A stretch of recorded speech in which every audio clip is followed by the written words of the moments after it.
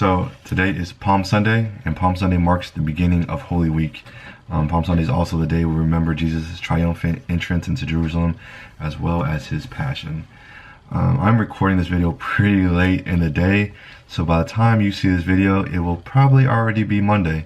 But I still wanted to kind of stick to my challenge throughout Holy Week to record a video every day reflecting on the Gospels.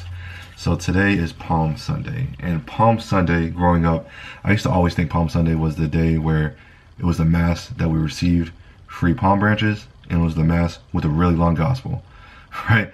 And there was a point when I was younger where I wouldn't even be paying attention to the Mass. I would be on my phone Googling how to make a cross out of the palms, bro, right? And I still don't know how to make it, right? Don't judge me, that's a wound. And it's crazy, right? Palm Sunday,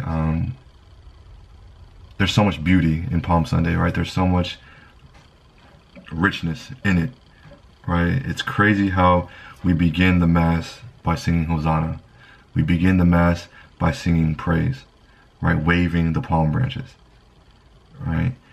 And we see how quickly things turn, right? The same voices that we're using to sing Hosanna, the same voices that we're using to sing praises, later become the same voices we use to say crucify him.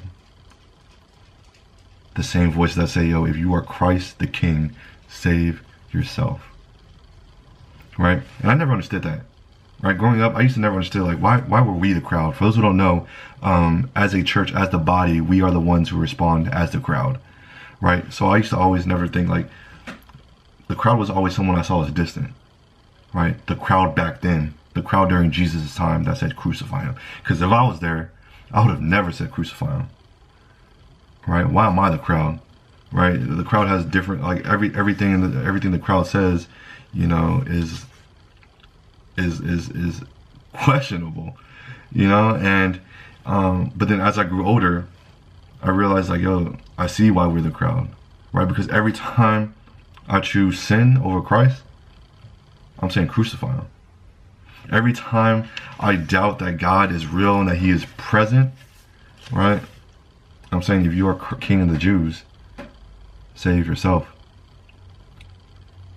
right? And I think so often it's crazy because we don't take it personally, right? To echo the words of Father Mike Schmitz, who echoed the words of Archbishop Fulton Sheen, like, this is our story, right? The cross is our story. You know, every time we chose to walk down the path that we knew we shouldn't have walked down, we nailed his feet to the cross. Every time I chose to take something that wasn't mine, I nailed his hands to the cross, right? And in the passion in Latin translates to suffer, right? We know it now as passion, as a strong emotion, but passion in the sense, in the root, in the Christian sense of it, it means to suffer. So we remember Jesus' suffering. And how did he suffer? Right? He didn't just suffer through the crucifixion. He suffered by Peter denying him 3 times. Obviously, Christ predicted it, but Peter was one of the closest apostles to Christ, and he still denied him. Right? The first pope of our church, right, denied him 3 times. Judas, right, betrayed him with a kiss. Judas, one of Christ's disciples, someone who was following him and walking with Christ during his time, who knew him personally, physically, was the one who turned him over, right? How much easier is it for us as people who are believing by faith, right? People who can't necessarily see Christ physically, who can't walk with him physically.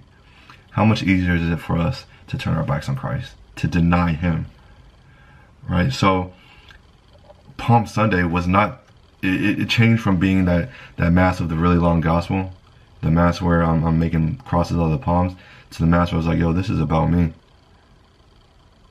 right?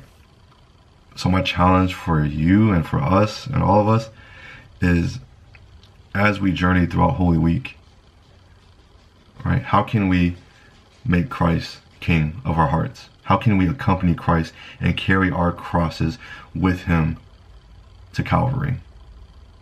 Right? As he prepares for his crucifixion, how can we carry our own crosses? right? I don't know, right? I think it is something to reflect on.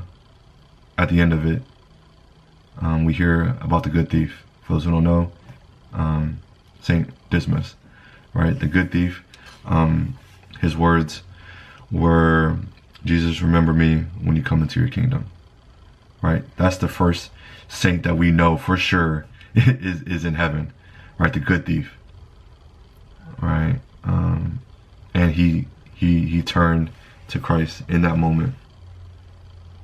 And I remember hearing once that the reason why Jesus came during this time, he came 2,000 years ago, was for that one good thief, for that one person, to come into his kingdom.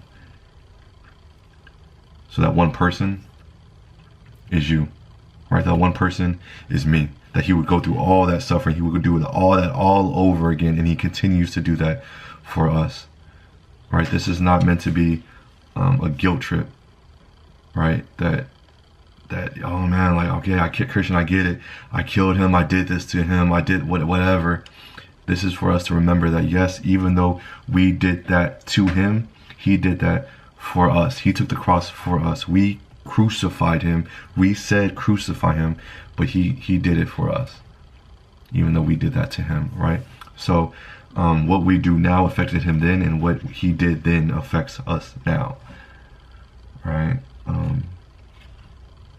Holy Week is that opportunity, that invitation for us to look at our own lives, to examine our own conscience, to return to the sacrament of confession, reconciliation, and to prepare our hearts to become the people that we're called to be, which is a joyful people, right?